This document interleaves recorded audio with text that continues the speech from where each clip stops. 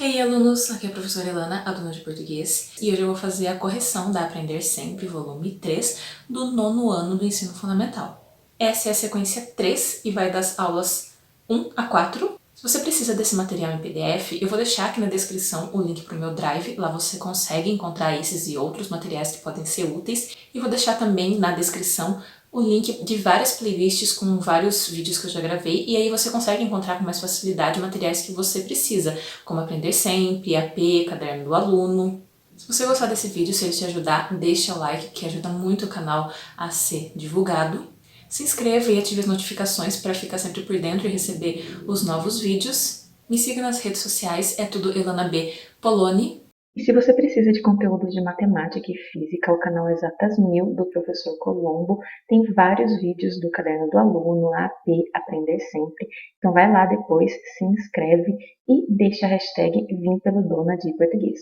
É isso então e bora lá! Aulas 1 e 2, as melodias do poema. 1. Leia os poemas a seguir com atenção. Texto 1, Despedida, Álvares de Azevedo. Se entrares, ó meu anjo, alguma vez na solidão onde eu sonhava em ti, volta uma saudade aos belos dias, que a teus joelhos pálido vivi. Adeus, minha alma, adeus, eu vou chorando. Sinto o peito doer na despedida. Sem ti o mundo é um deserto escuro, e tu és minha vida. Só por teus olhos eu viver podia, e por teu coração amar e crer. Em teus braços minha alma unir é tua, e em teu seio morrer. Mas se o fado me afasta da aventura, levo no coração a tua imagem. De noite mandarei-te os meus suspiros, no murmúrio da aragem. Quando a noite vier saudosa e pura, contempla a estrela do pastor nos céus. Quando a ela eu volver o olhar em pranto, verei os olhos teus. Mas antes de partir, antes que a vida se afogue numa lágrima de dor, consente que em teus lábios, num só beijo, eu suspire de amor.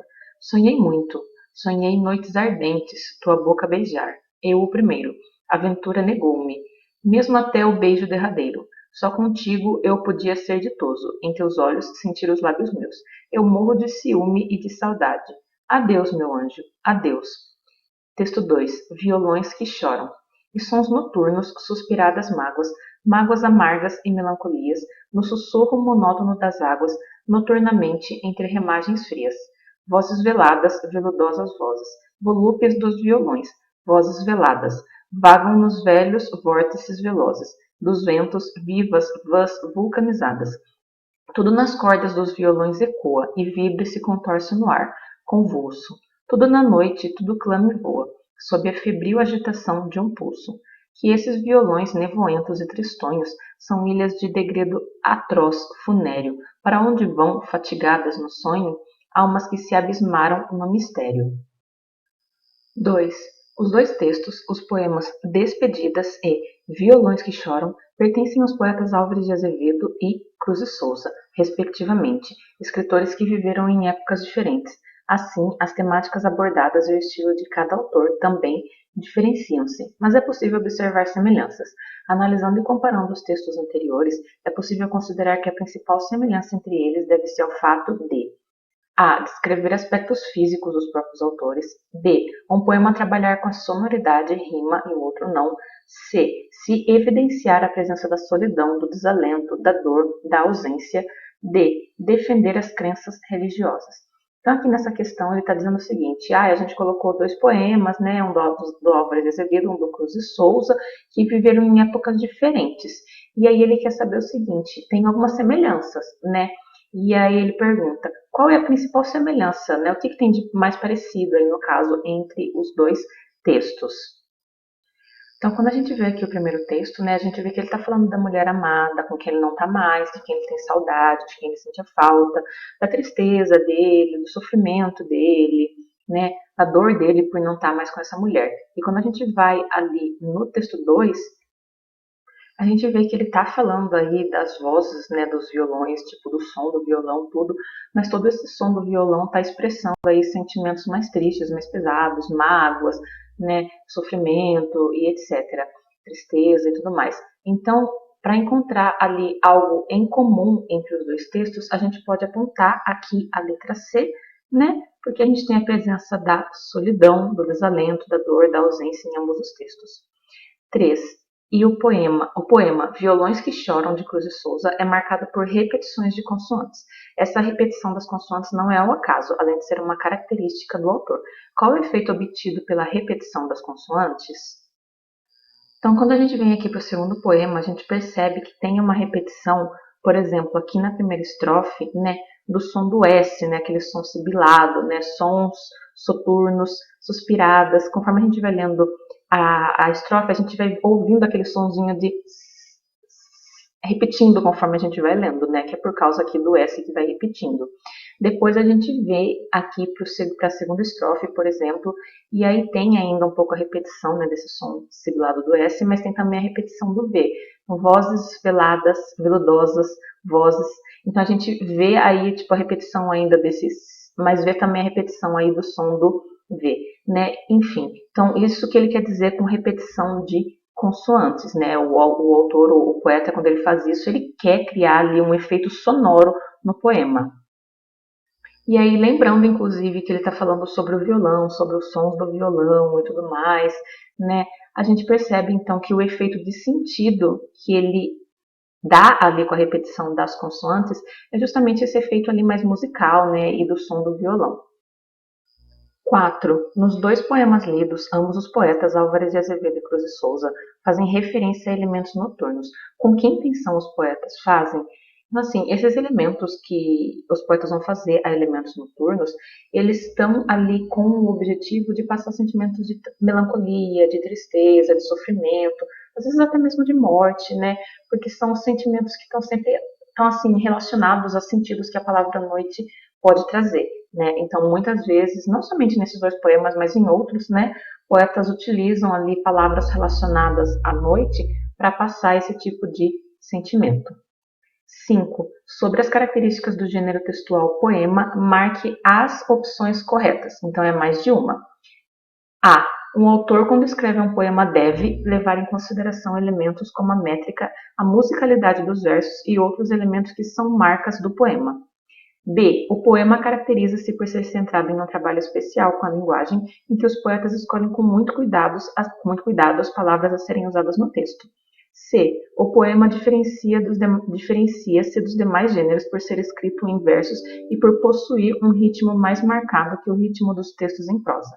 D. Um poema é um gênero textual que apenas artistas podem escrever. Então aqui a gente considera, né, as três primeiras verdadeiras, por isso eu grifei, e já a D não, é falsa. Então ele pede para assinalar as corretas, que são essas daqui, né? Então quando ele fala que apenas artistas podem escrever poemas, é falso, não é preciso ser considerado já um artista para escrever um poema. Na letra C aqui, realmente o poema ele tem um ritmo diferente dos textos escritos em prosa, né? Texto em prosa é aquele texto que é feito em parágrafos. Depois aqui na B, né, o poema tem sim uma preocupação com a linguagem e tal, com cuidado com as palavras a serem usadas no texto, né, tem esse cuidado que o poeta precisa ter, né, para que o poema fique agradável, bonito, etc. Na letra A, aqui ele fala que o poeta ele tem que considerar esses elementos quando ele vai escrever o poema, esses poemas que são marcas, esses elementos que são marcas do poema, musicalidade, né, métrica, entre outros. Então, assim, ele precisa levar em consideração mesmo a métrica, porque não necessariamente um poema tem que ter métrica. Pode ser que o poeta queira fazer um poema sem métrica, mas ele vai ter que pensar sobre o assunto, né, para poder decidir se ele vai fazer com métrica ou não, né? Enfim, de qualquer maneira, ele vai ter que pensar a respeito disso, né? A musicalidade, outros elementos, etc. São coisas que ele precisa pensar como ele vai fazer, né? Se vai colocar ou não, enfim. 6. Sobre os poemas estudados na aula de hoje, na sua opinião, qual deles desperta maior emoção? Justifique. Então aqui é uma questão pessoal, né? É qual poema desses dois que a gente leu vocês acham aí que tipo é mais tocante, mais emocionante, que de repente mexeu mais com vocês? Aí é a opinião de vocês. Aulas 3 e 4, por dentro do poema. 1. Leia o poema a seguir com atenção. O meu orgulho. Lembro-me o que fui dantes.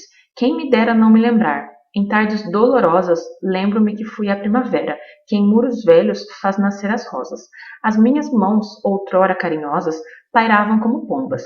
Quem soubera porque tudo passou e foi quimera, e porque os muros velhos não dão rosas. O que eu mais amo é que mais me esquece, e eu sonho. Quem ouvida não merece. E já não fico tão abandonada. Sinto que não valho mais, sinto que valho mais pobrezinha. Que também é orgulho ser sozinha, e também é nobreza não ter nada. Um poema, diferente de um romance, por exemplo, provoca sensações e desperta sentimentos no leitor. Os poetas conseguem expressar no papel sentimentos, emoções que podem ser imaginadas pelo leitor. No poema acima, a expressão lembro-me o que fui dantes, quem me dera não me lembrar, em tardes dolorosas, podemos inferir que o eu lírico está alegre, indiferente, nostálgico ou deprimido. Tá, então aqui ele está falando que ele sente falta de o que ele foi em uma determinada época ali da vida dele, né? Esse sentimento de saudade de uma época que passou, a gente chama de nostalgia. Então, no caso aqui, o poeta ele está nostálgico, portanto, daí a alternativa correta é a letra C. 2. Em relação ao poema O Meu Orgulho, responda as perguntas a seguir. Trata-se de um texto curto, porém expressivo. O que o poema nos leva a refletir? Bom, então é um poema aí que pode fazer a gente refletir sobre várias coisas, né? Mas focando em algumas em específico, a gente pode falar, né, sobre a importância da gente ser ao invés de ter, né? Não ficar focando ali em bens materiais, né, mas no que a gente é, que a nobreza tal do indivíduo está ali no espírito, na alma, né, e não nos bens que ele tem, e que as experiências que a gente tem na nossa vida valem mais do que bens materiais, que são coisas que a gente pode refletir baseado ali no que está nesse poema.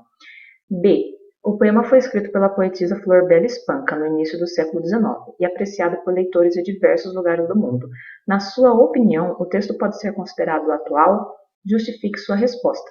Então aqui, gente, é na opinião de vocês, tá? Então considerem o poema, considerem o que a gente interpretou do poema aqui, né, na letra A, nessa questão de que ser é mais importante do que ter, que experiências valem mais do que bens materiais, etc. Considerem tudo isso e pensem se isso ainda é uma mensagem atual. Quer dizer, porque a poetisa, ela passou essa mensagem no início ali do século XIX. Mas hoje, no século XXI, vocês acham que essa mensagem que ela passou ainda é atual? Ainda é uma mensagem que as pessoas precisam ter e refletir sobre, etc? Então daí vocês vão dar a opinião de vocês e dizer por que vocês pensam da maneira que pensam, tá? É pessoal.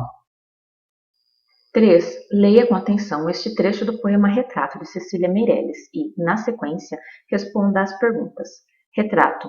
Eu não tinha este rosto de hoje, assim calmo, assim triste, assim magro, nem estes olhos tão vazios, nem o lábio amargo. Eu não tinha estas mãos sem força, tão paradas e frias e mortas. Eu não tinha este coração que nem se mostra. A. Qual é a intenção desse texto? Sobre o que ele fala? Comente sua resposta. Bom, então aqui quando a gente vê esse texto, a gente percebe que a intenção, né, é expressar ali a melancolia, os sentimentos do eu lírico, né, que está ali abatido realmente, né, melancólico, deprimido. E a respeito do que ele fala, né, o lírico vai descrever a si próprio, né, ele vai falar do rosto, ele vai falar das mãos, etc. E ele vai mostrar também que ele tipo não se reconhece mais, né? Então ele olha para essa pessoa que ele é hoje, que é uma pessoa que está abatida e tudo mais, e ele não se reconhece mais quando ele se compara ao que ele foi no passado, né, um dia. B. Identifique a voz do poema e retire do texto um verso que justifique sua resposta. Bom, a voz do poema, então, é o eu, né? E o poeta está falando de si próprio, ele não está falando de outra pessoa. Então, quando ele está falando de si próprio, né, a gente vê ali que ele usa o eu, né? Eu não tinha, e assim por diante. Então, essa é a voz do poema, é o eu, é de si próprio que o poeta está falando, né? E aí a gente percebe que não dá para saber se esse eu é feminino ou masculino, porque fala que o rosto é calmo, triste e magro, né? Enfim, depois fala que as mãos são paradas, frias e mortas. Em nenhum momento a gente consegue perceber, né, se esse eu lírico tipo é homem ou mulher, mas a gente sabe que ele está falando de si próprio no poema. E aí ele pede para identificar um trecho que mostre isso. Eu coloquei 3 aqui como sugestão, mas ele quer somente um, né, que ele quer que vocês grifem no texto. Então aqui na parte da voz do poema, né, vocês podem colocar que o lírico fala de si próprio no poema. Se quiser pode acrescentar também que não é especificado, né, se é homem ali ou mulher.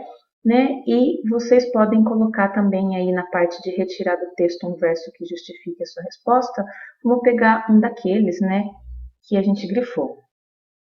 Que no caso aí pode ser o primeiro, né? Eu dei 3 sugestões aí, então escolhi o primeiro para colocar aqui na resposta. Bom, terminamos aqui então mais essa parte. Se esse vídeo te ajudou, deixa o like porque ajuda bastante daí o canal também. Compartilha com os seus amigos. Se inscreva para receber os novos conteúdos que vem por aí. E isso, até a próxima e tchau, tchau!